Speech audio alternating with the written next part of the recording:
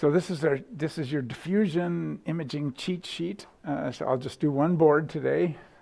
And one of the problems with diffusion, there's a number of different equations, and so hopefully we'll get them all up on the same board so that it's possible to sort of see how they're related. And then on Wednesday I'll talk about practical pulse sequences for doing diffusion. There's not enough time today to talk about like what you need to do to sort of make a practical sequence. So, and then I'll talk about multiple different diffusion processes going on in a single voxel. So today, just one kind of process going on in a single voxel. So diffusion. So what's the plan here? So there's a well-known paper, by Einstein at the turn of the century about diffusion and Brownian motion. And so what we're talking about here are these microscopic movements of atoms as they sort of bounce into each other. So atoms, they're going pretty fast, like, a couple hundred miles an hour. And then, what do they, if you're a gas, what do they behave like? They behave like extremely hard steel balls that are slightly sticky. They slightly stick to each other, but they're extremely hard, and so they're going like 500 miles an hour, and then they bounce into another one of these balls, and they sort of head off in another direction. And if you just pay attention to one of the balls, what happens? Well, they sort of like bounce around, and then eventually they'll kind of, one might randomly bounce off in the right direction, one might randomly bounce off in the up direction. And so that process is basically what we're talking about measuring. And the kind of distances we're talking about the actual sort of movement of these atoms or molecules bouncing around, we're talking about like 10 microns. That's 100th of a millimeter. So you think of what a millimeter is like, 100th of a millimeter. That's the kind of distances that we're measuring the tendency of these atoms to diffuse in one or another direction over a space of only about 100th of a millimeter. So it's amazing. You can measure this with MRI. Now, of course, you can only measure that within a voxel, and that's one of the problems we'll get to. So you measure the tendency of diffusion to occur in a particular direction within like a 2 millimeter voxel. But the actual diffusion that's occurring is we're talking about a movement of 100th of a millimeter.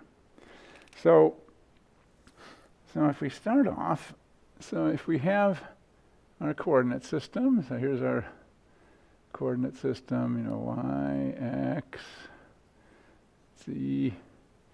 And so we imagine one molecule. So, one molecule is going to, slam into something,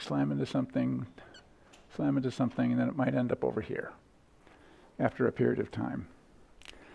But that's just one molecule, and what we really want to know is, what happens when we look at a whole population of those molecules. So that's, one molecule. But, what about a whole population of them? And so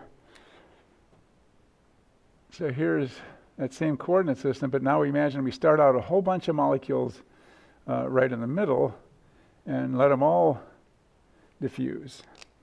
And let's assume in the simplest case that there's no non-uniform structure to the thing they're diffusing in. So it's like a gas. Imagine it's just like a gas in a container. And so what will happen is, if we plot the endpoints of all the molecules, we'll get like a whole bunch in the center, and then it'll fall off in a nice cloud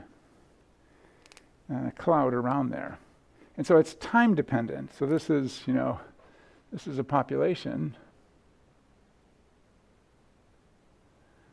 So it's time dependent. So the longer you let it run, the further they're going to get. And so if we just for the time being, let's just consider one dimension. So if you imagine you've got just one dimension, then let's imagine we start off all the molecules kind of like in a little part in the middle, and let's say that the area of that is 1. And so what's the probability that a molecule is going to end up somewhere in X as a function of time. So that's time, t equals 0, but then after a while, what will happen is, there'll be a chance that somebody might have gone off to the side, and then if you wait even longer, you're going to get, something like that, and so it's a probability density, and so we want the area under the curve to be the same for all of those, like area 1 under the curve. So this is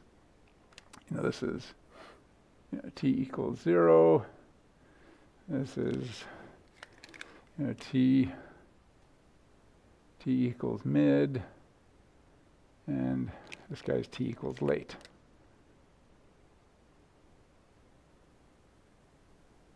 So we won't derive any of the equations, but just describe the simple equations that you can derive. And so if you're in 1D,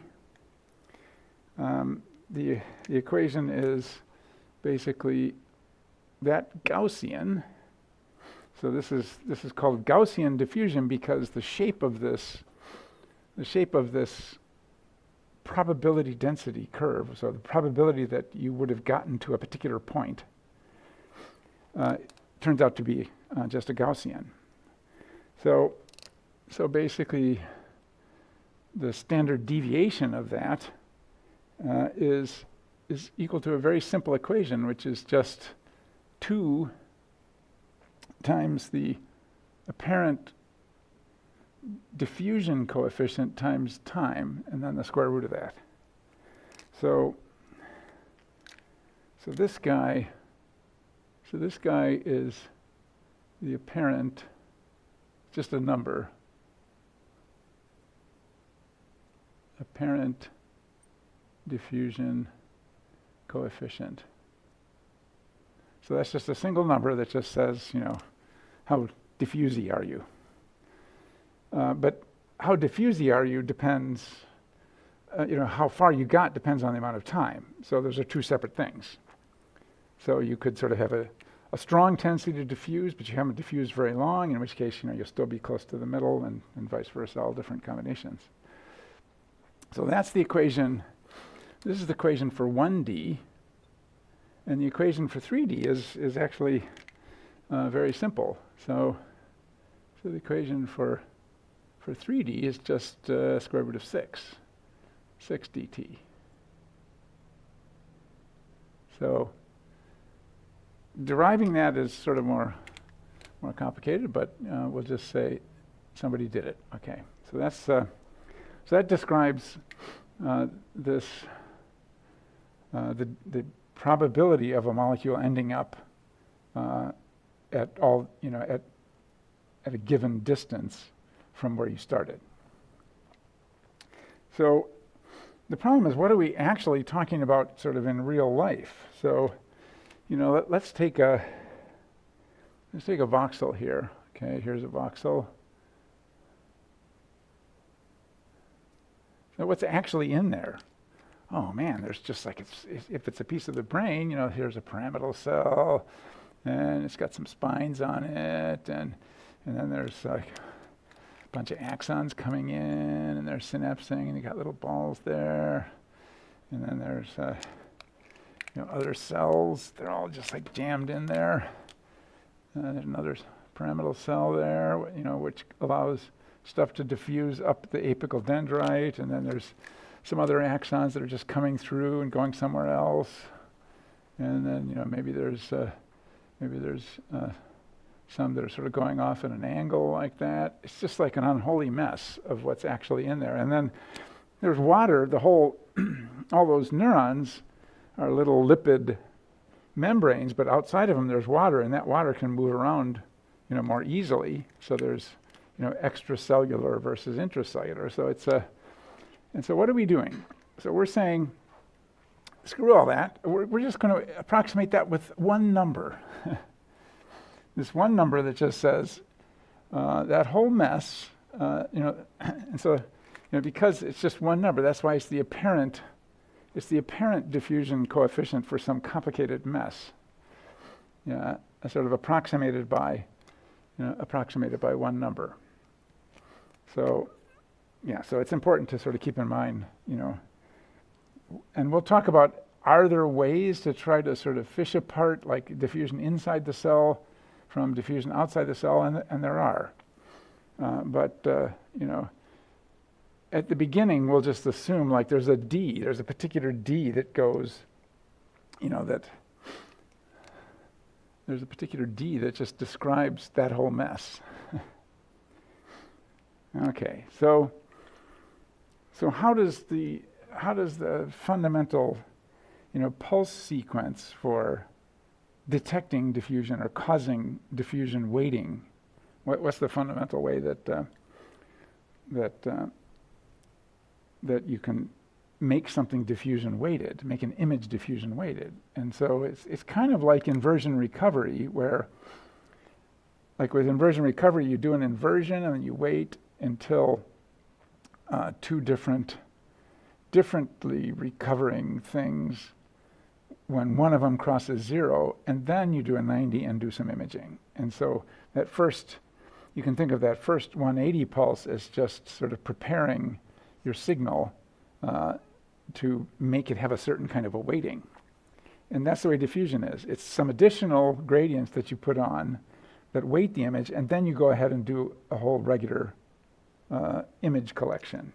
So what's the most basic thing here? So I got to leave for the pulse sequence. Okay, so I'll make this big enough. So let's say we're in the x direction. So this is the x direction, and we put a gradient on.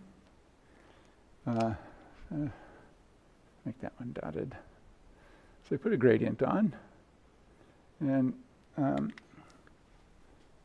want the first gradient to be up on the right, so let's do that again. So we put a gradient on. And so what is the gradient? The gradient was, remember, it was a change in the z component as you move in the x direction. That's the x gradient. So this guy is gx. And that, remember, it affects the, the z component, right? Affects z component in x direction. So as you move in the x direction, the z component changes. So that's a gradient. Now let's sort of look locally at a point. So here's like a point at a particular point in the x direction. So it's a particular point in the x direction. And now let's make a little coordinate system there for our molecule. So here's a little coordinate system. So there's the coordinate system for our molecule. So this guy's coming out. So let's say that's so we'll make that the x direction, and make that the z direction and the y direction. So that's the same coordinate system we were using before, except we just sort of rotated it, this direction. So normally we have the x coming out and the z going up, but it's the same one. And so when we turn on this gradient, what the gradient is doing, it's changing the, at a particular x direction, it's changing the z component. Now, we imagine we've got some molecule in there. And so the molecule is diffusing around. Let's just do one of them. So it just goes dun, dun, dun, dun, dun, and say this is more than it moves, but let's say it moves to here. Okay?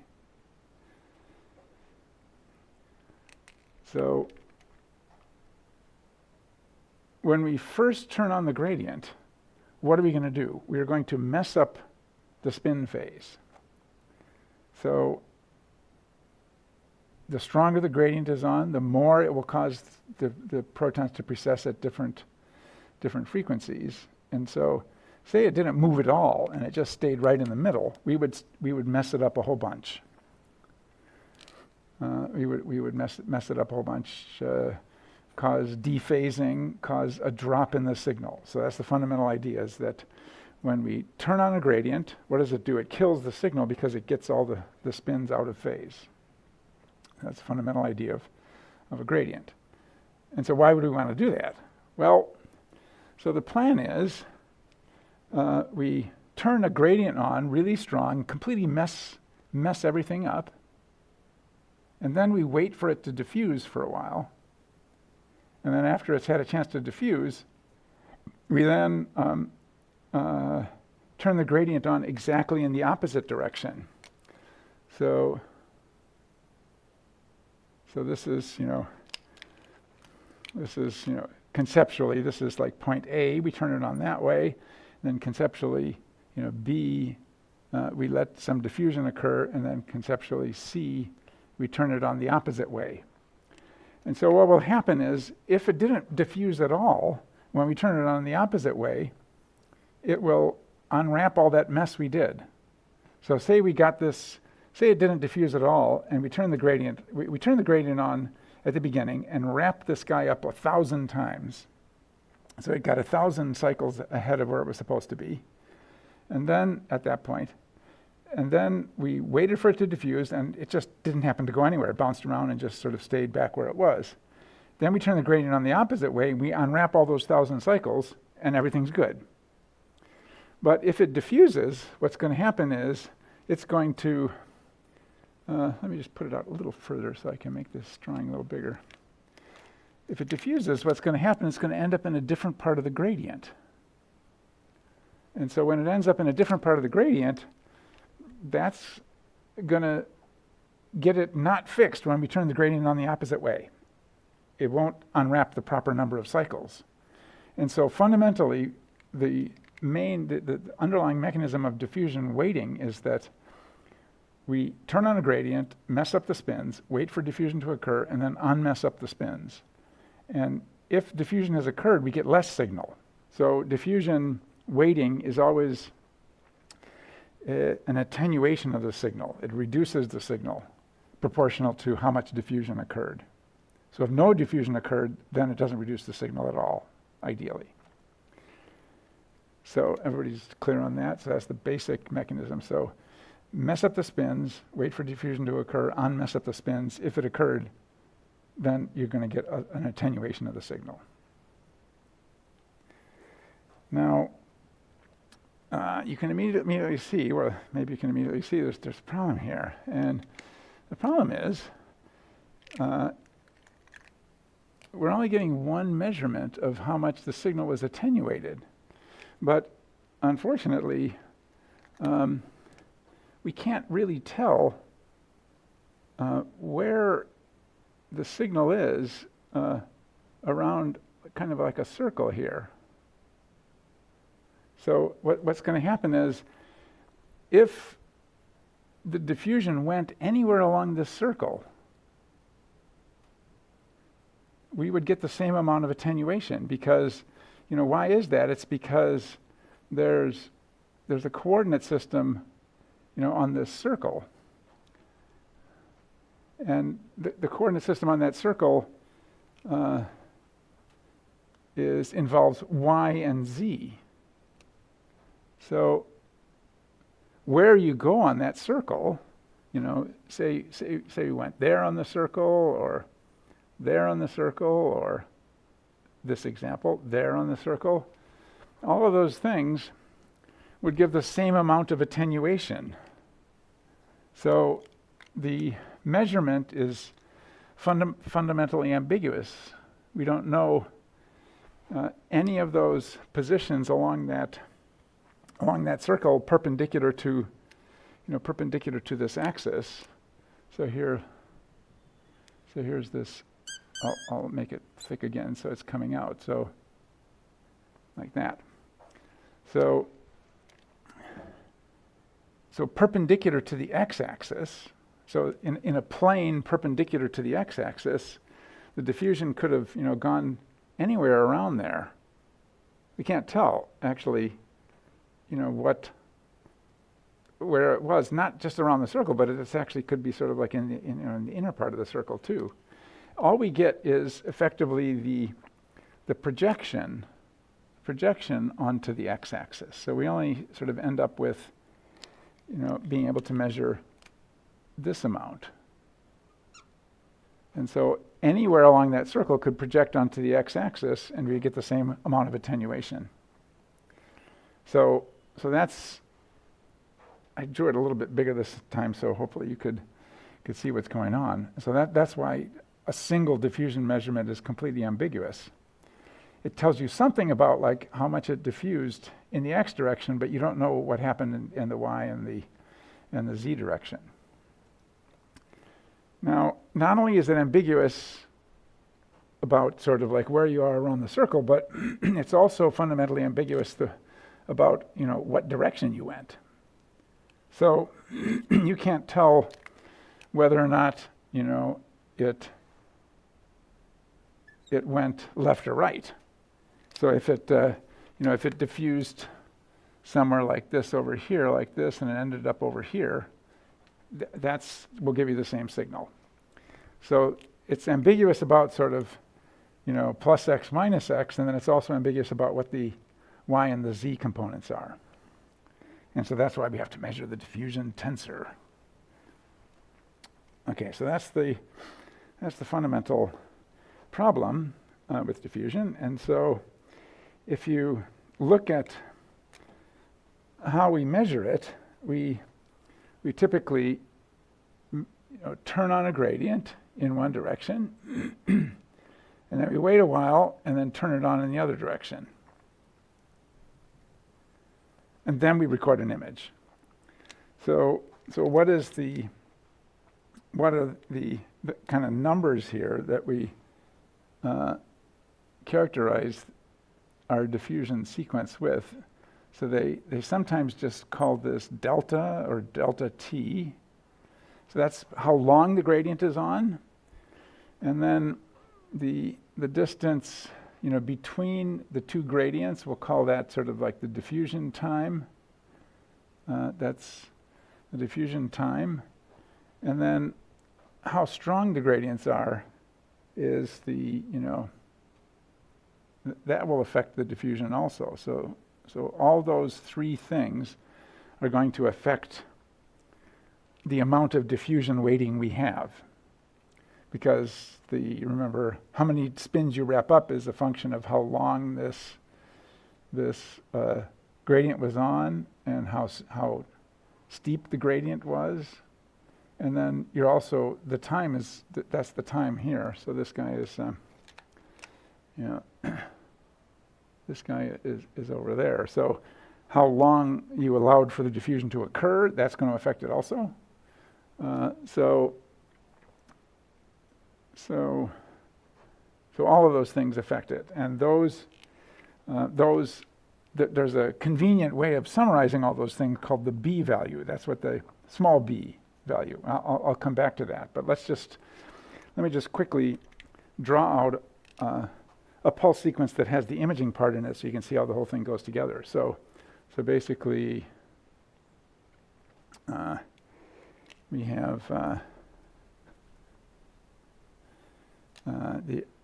This is not a practical sequence, completely impractical, but it just, it would give you a horrible low signal to noise, but it just gives you some idea of, so here's the RF stimulation, and here's the signal coming back.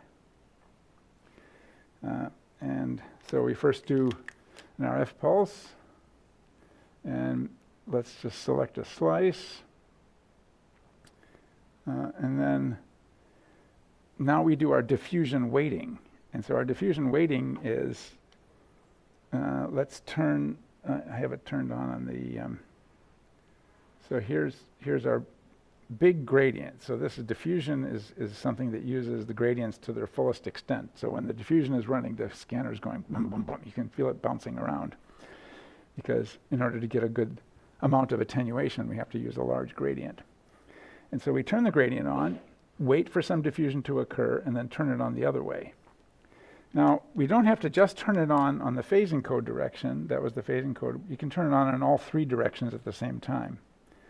So, but I'll just draw it on one for now. So there's GC, and here's gradient X.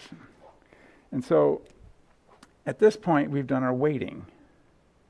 So this is our, this is our preparation.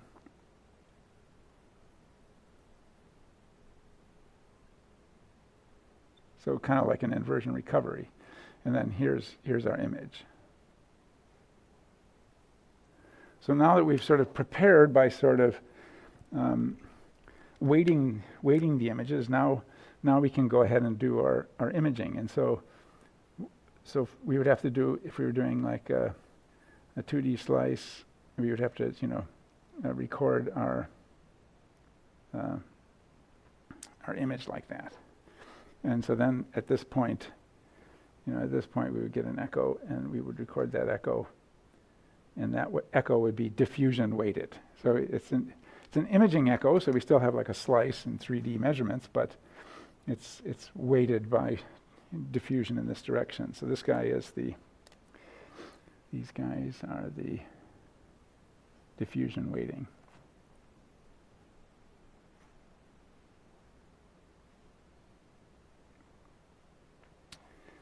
Okay, and this is, slice, phase, and readout.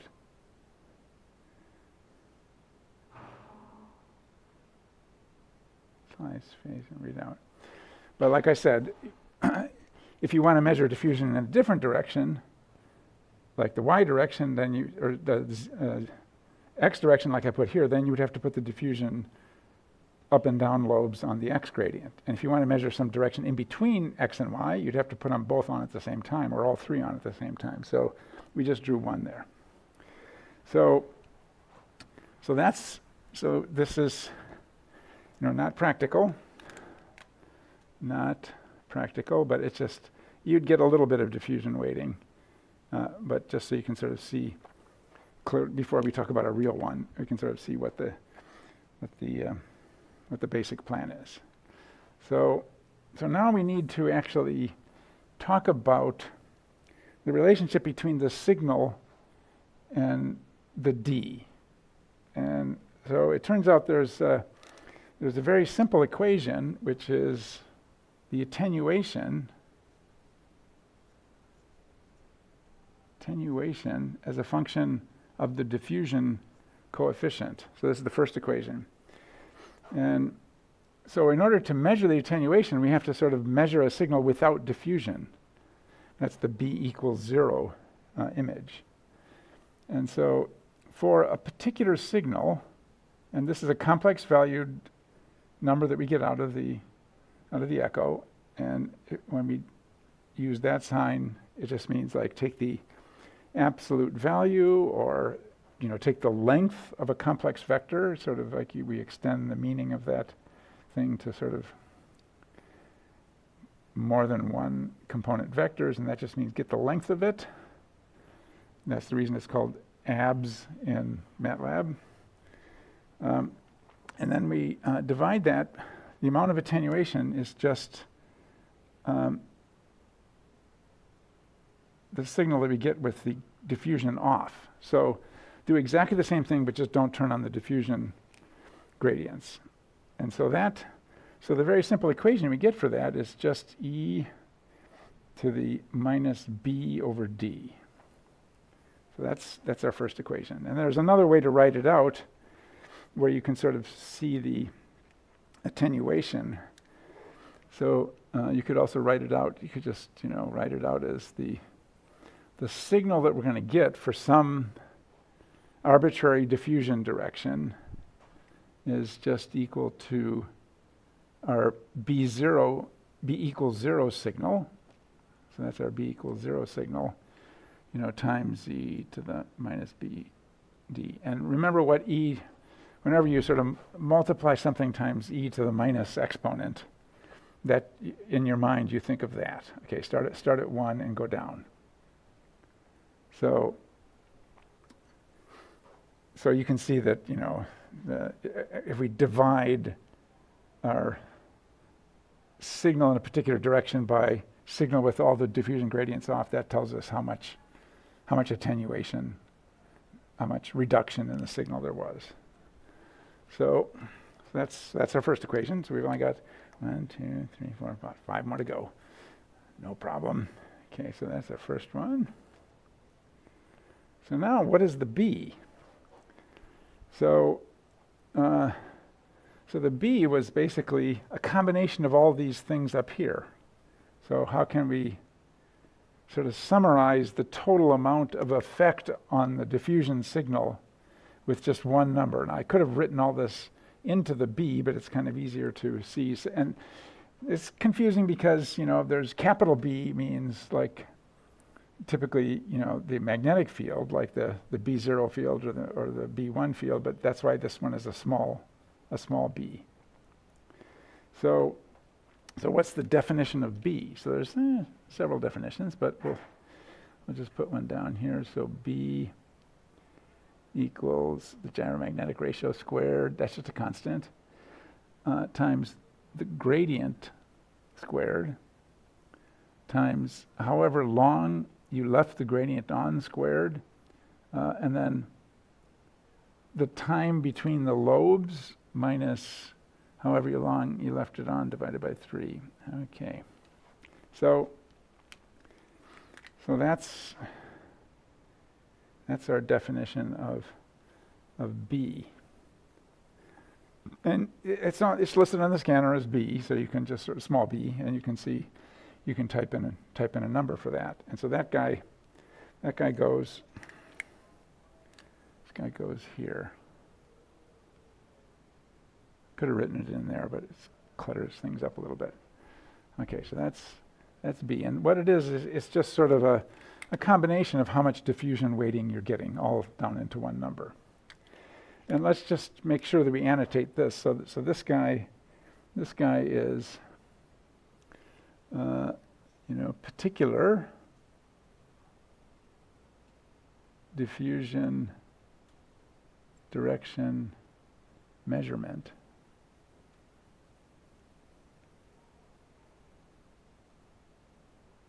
And then this guy is, B equals 0. No diffusion gradients. So that's diffusion. There's B equals 0, and this guy is a particular direction. Could be any direction. So, okay, so everybody's good on the B so far. So that's what you mean by, B equals 0 in diffusion. It means something completely different than like the B0 field, unfortunately. Okay, so now we have to consider this ambiguity problem. So the ambiguity problem is when we make a measurement, we would like to know, like, is there more diffusion in the x direction than in the y direction? That's kind of like one of the main things that we're going to try to use diffusion for, is to try to trace a tract.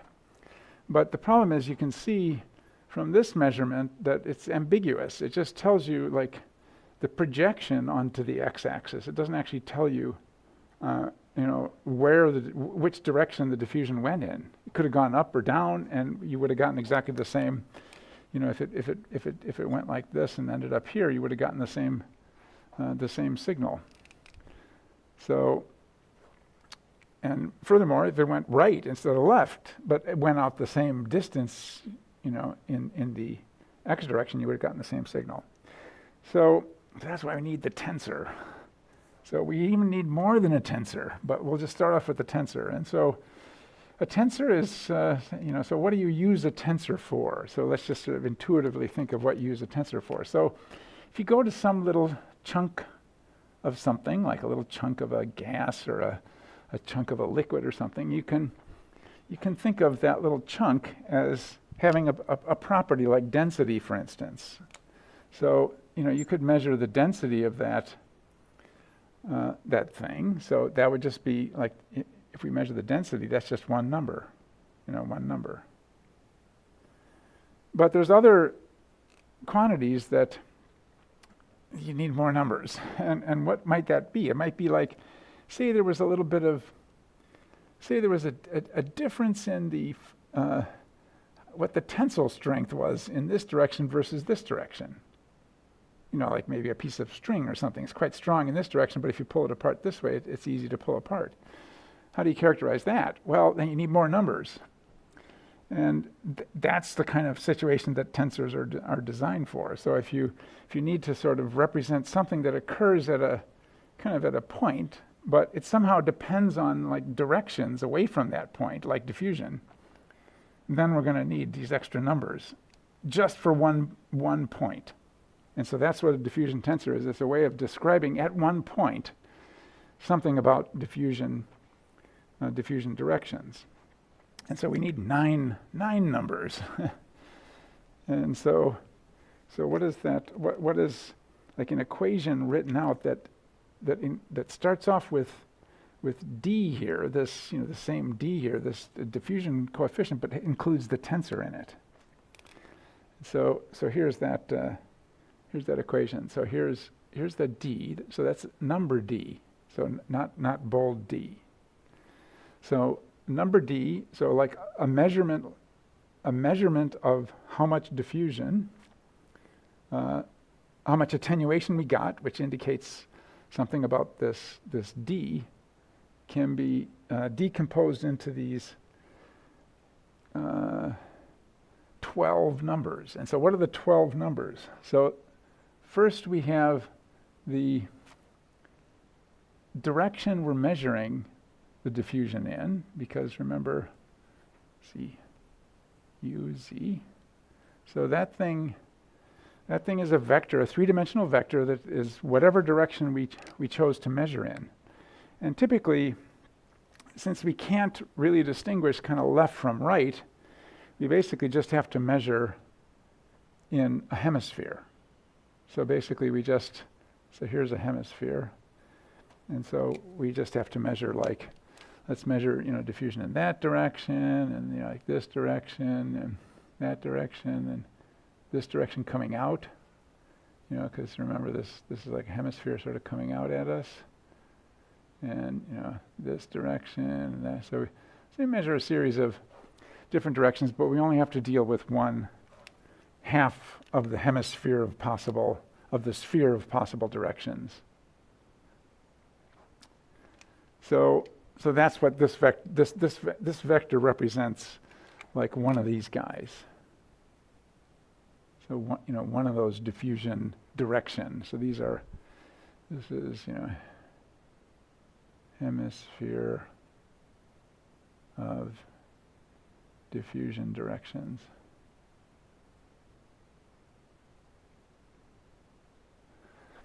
So that's one diffusion direction measurement direction. And then we've got the diffusion tensor. And so the diffusion tensor is 9 numbers, but there's only 6 unique numbers. So here's our diffusion XX, YY, ZZ. And so that's how much apparent diffusion coefficient there is in the XYZ direction, though that's sort of simple. But to sort of deal with this ambiguity problem, we have correlations between the diffusion in the other direction. So here's correlations between the diffusion in the X and the Y direction and the x and the z direction. But this is a symmetric matrix, so the correlation between the z and the x direction is going to be the same as the x and z direction. And the correlation between, so here's the correlation between the y and the x is the same as between the x and the y, and the correlation between the y and the z is the same as the correlation between the z and the y. So these guys are the same. So and those guys are the same, and it's across the diagonal. So here's the diagonal. So across the diagonal they're the same. So there's 6 unique numbers here. And then we're multiplying that whole thing times the diffusion direction measurement, the diffusion measurement direction, sorry. Okay, so that's our equation. So this is the measurement direction.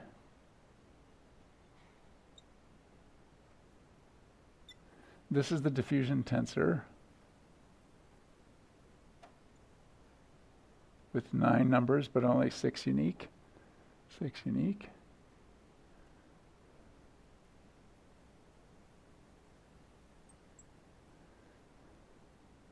And then this guy, so measurement direction, diffusion tensor, and measurement direction again.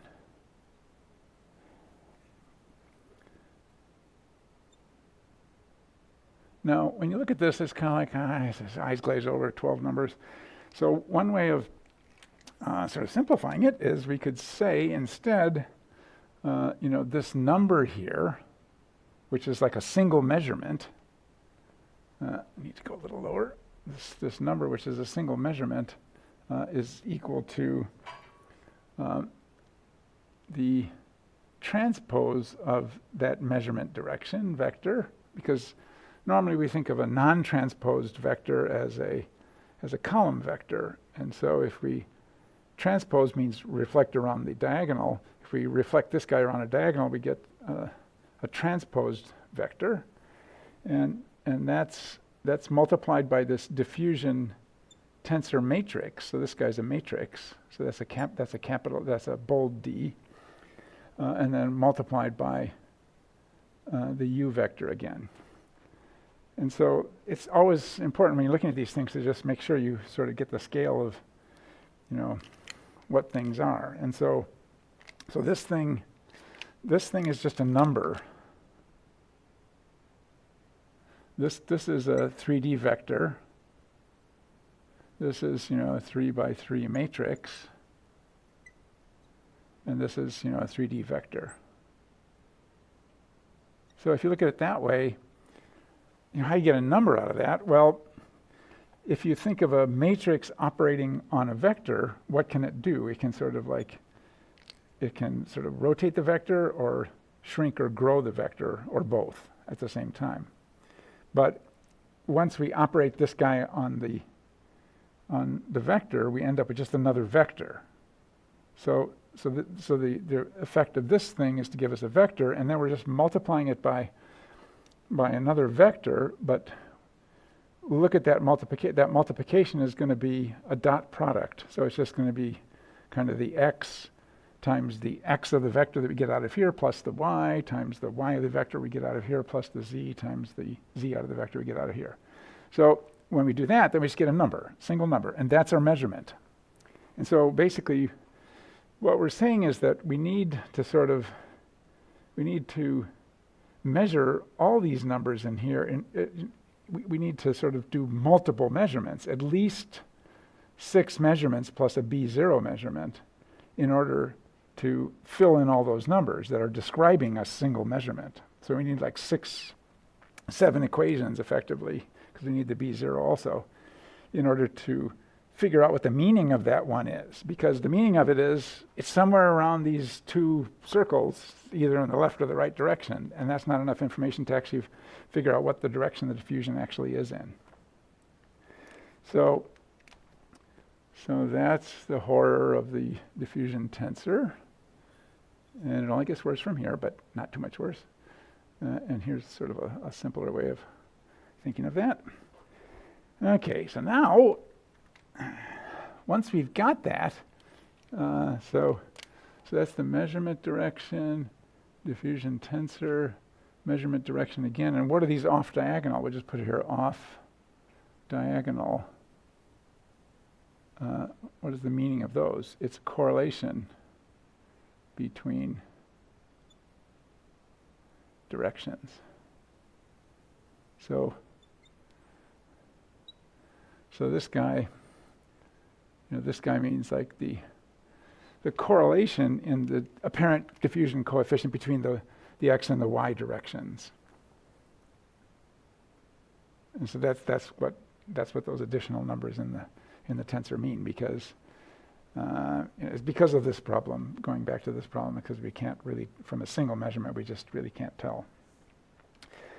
Okay, so now say we did that. I didn't explain how we did it, but say we did 6 measurements in different combinations of directions. So 3 directions is not enough. So we could do like the z, the y, and the x, but that's not enough because we have 6 unknowns to fill in there. And so what do we have to do? We have to do some combination, like turn on the z and the y at the same time. That's a different diffusion direction. Or turn on the y and the x at the same time. That's a different diffusion direction. We need those extra measurements, at least 6 measurements, in order to be able to fill in these 9 numbers in the diffusion tensor, of which only 6 are unique. So say we did that. Didn't say how we did it, but say we did that. So now we want to sort of, these are sort of in terms of x, y, z coordinates, but we don't really want that. We want to know, like, what is the biggest direction of diffusion? So, it's not generally going to be right along the x, y, z. It's going to be like, in the x direction, but sort of pointing somewhere up toward the y direction, some combination. So how do we figure that out once we've calculated this diffusion tensor matrix? And so for that, we have to sort of do something that's like, basically like principal components, like what is the direction of largest amount of diffusion? And to do that, we have to, only 3 more equations. We have to solve an eigenvalue problem. And so what is that? So that is the following problem. So this is a particular direction. So this guy's a vector, and that guy's the diffusion tensor matrix that we got by doing at least six directions. And so here's the eigenvalue problem. So the eigenvalue problem is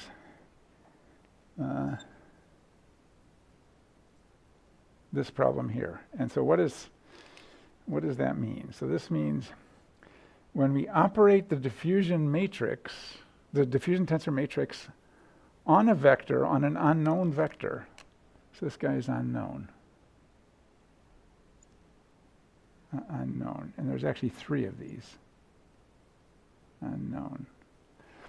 So when we operate the diffusion tensor matrix on this vector, unknown vector, can we find an unknown, solve for a vector that when the matrix operates on it, it only stretches it? That's the meaning of this, because this guy is, so this guy is the eigenvalue, which is a number, just a single number. And this guy is the eigenvector. Eigen just means pointing, which is kind of a little redundant since vectors point, but here's the eigenvector. So this is, 3D vect. 3 numbers for that. So this is the eigenvalue. And so if we solve this equation 3 times, so there's 3 of these.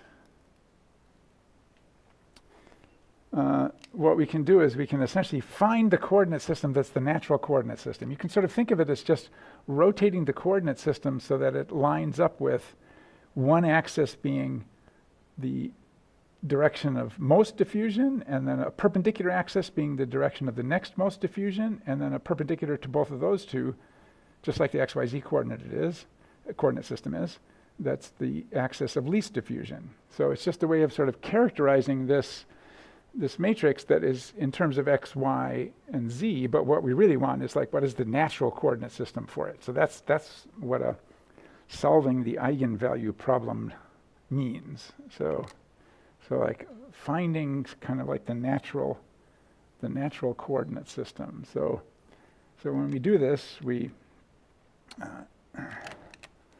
solve eigenvalue problem.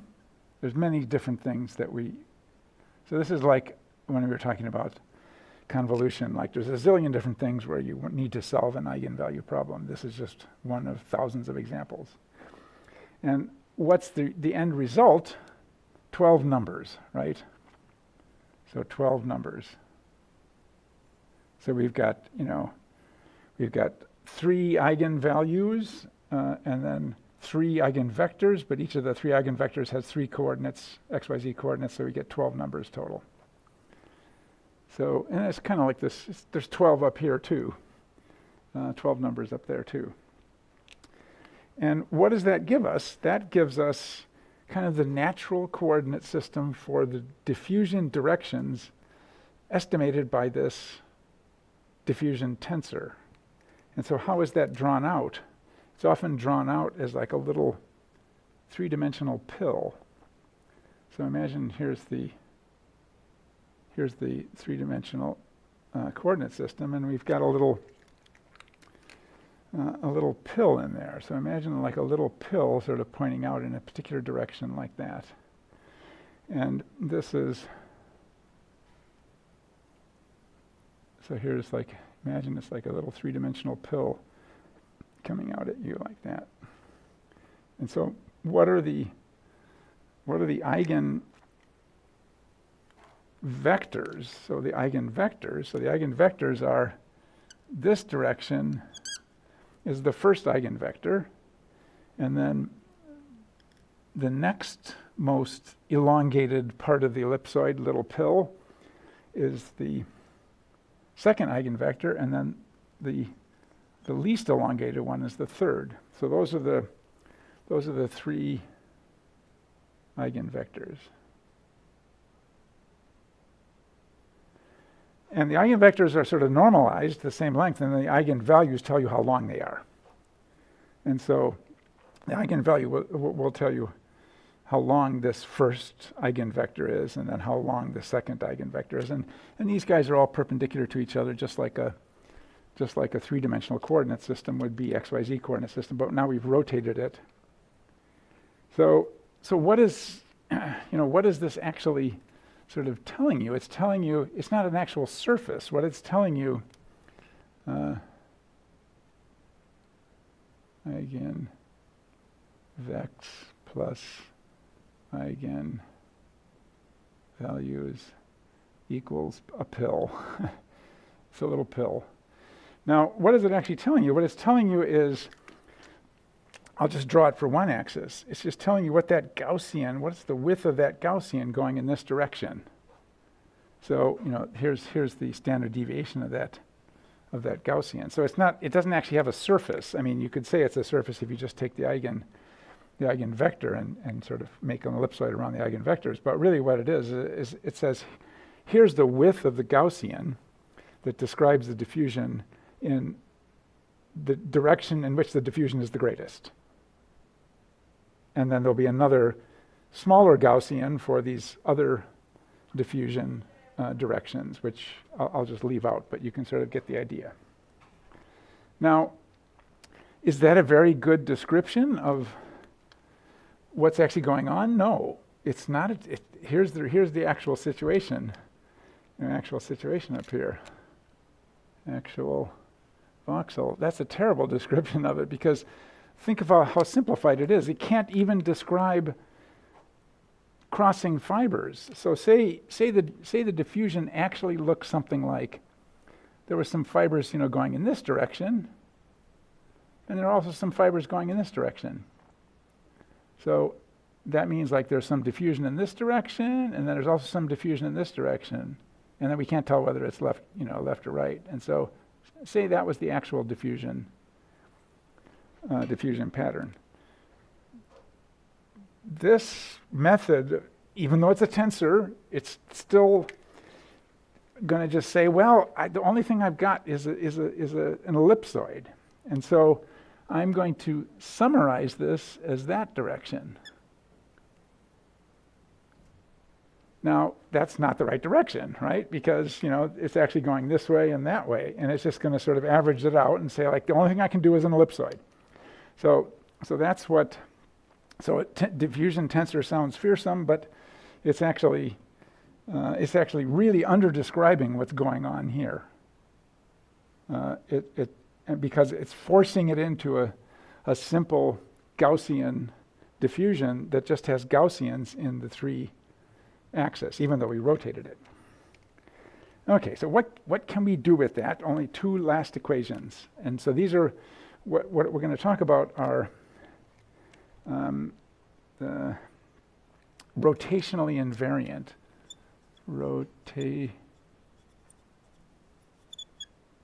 invariant measures.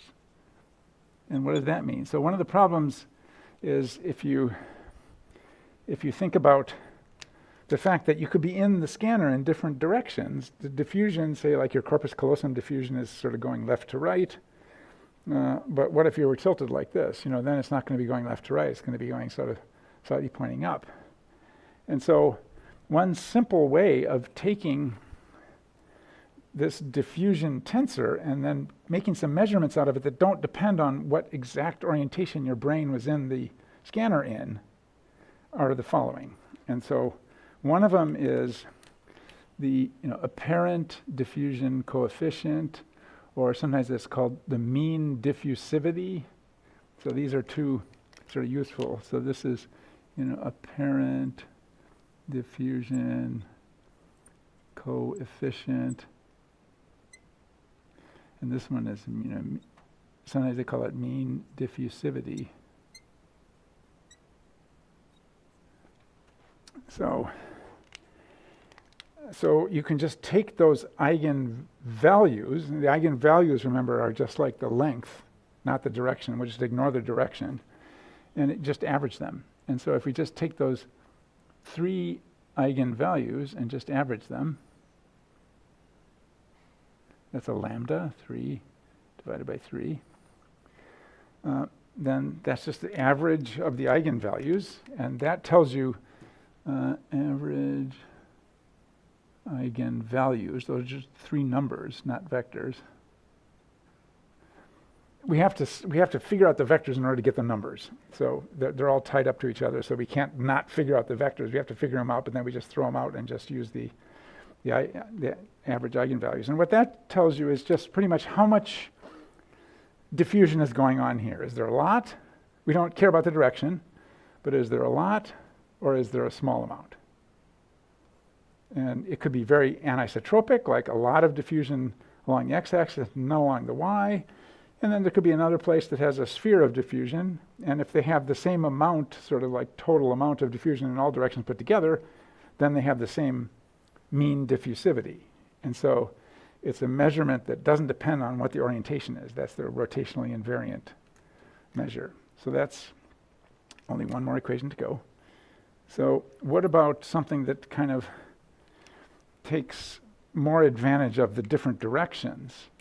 And so then there's something called, FA for fractional anisotropy. And the reason it's called fractional is because it goes from 0 to 1. So this is fractional anisotropy. So that just means like a fraction that tells me,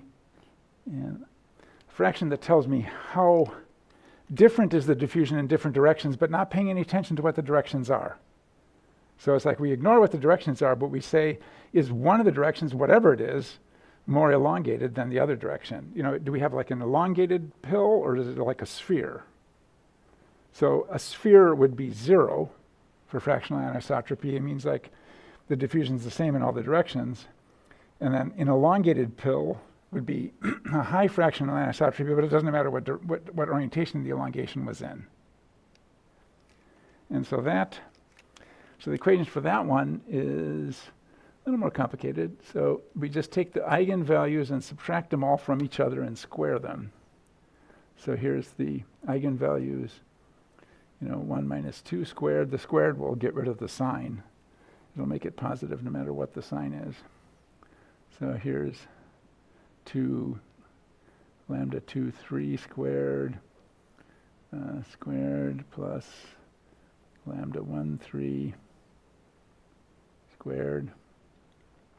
And then divide the whole mess by 2 times lambda 1 squared plus lambda 2 squared plus lambda 3 squared. And then take the square root of the whole mess, because we squared everything. So that equation will tell you,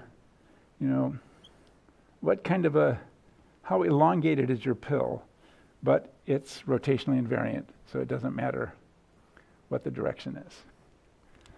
And so this is basically a method of taking the complicated diffusion tensor, doing the eigenvalue problem on it to sort of figure out what the natural coordinate system is, and then getting a single number at each point. So this is an image. You can just make an image of mean diffusivity because there's only one number now. So we turned those 12 numbers, there's 12 numbers basically after we solved this eigenvalue problem into two single numbers that have the special property that it doesn't matter what the orientation is. Okay, so we got through, for better or for worse, the one-page cheat sheet for diffusion. So any questions about diffusion? Yeah.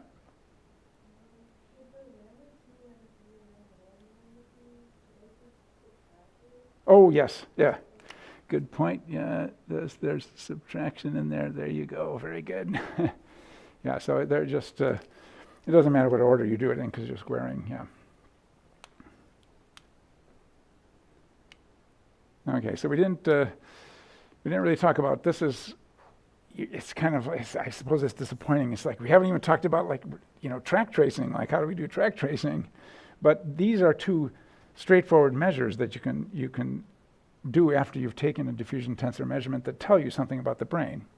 Is this kind of like a white mattery area where there's like really oriented diffusion, or has something gone wrong with the white matter so that it lost its fractional anisotropy? It's kind of like more diffusing equally in all directions, like there's, some MS has really damaged, the fibers there, and so now it's no longer elongated in one or another direction. It doesn't tell you what the direction is, but it's just it's a nice single rotationally invariant measure.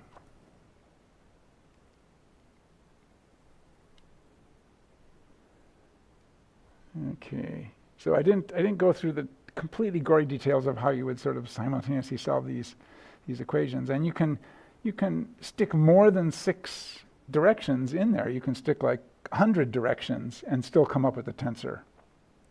And if you put 100 directions in, you'll get a better estimate of the tensor than if you just put in 6 directions. But you need a minimum of 6 directions plus a B0. B equals 0, not B0, B equals 0. But you can calculate a diffusion tensor even if you've measured the diffusion in 100 directions, and that would actually give you a better estimate of the tensor than just measuring 6.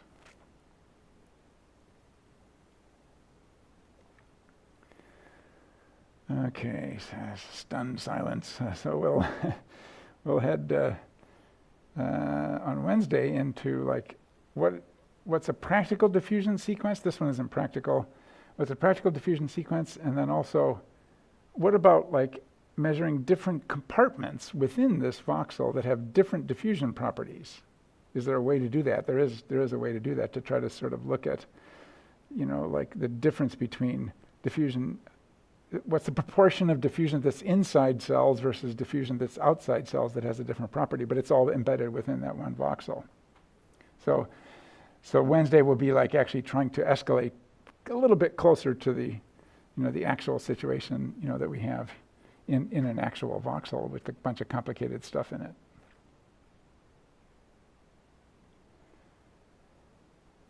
Okay, so we'll see you on Wednesday.